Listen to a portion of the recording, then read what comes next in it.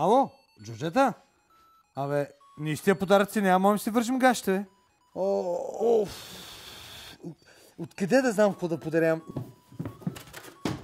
За децата по земята най-хубаво, когато има бомбони, баклави. Не, нямаме календари. Дай нещо ти там. Какво имаш?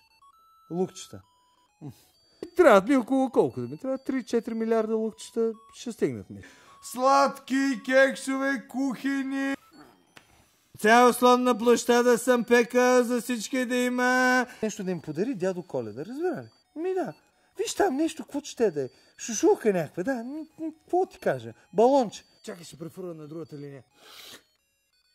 Ало! Колко струва? 500 лея! Бати телевизорите! Да не е Наоми Кембъл този телевизор, бе! Ало, бабо Коледа! Абе, тук ми дойде един вариант. Я виж, дойдоха ли някакви пари от тия, бе, от авторските права? Тия, бе, телекомуникационните компании, газираните напитки. От Коледа автор? Му майката.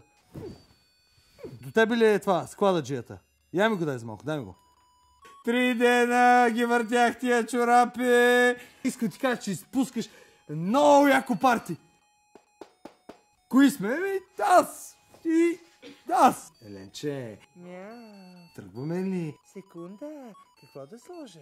Облегчи това. Полове? Вау! Подаръци ще има за всички от сърце. Чай малко, ще ми спря аортата. 200. Дефибрилация, пази се!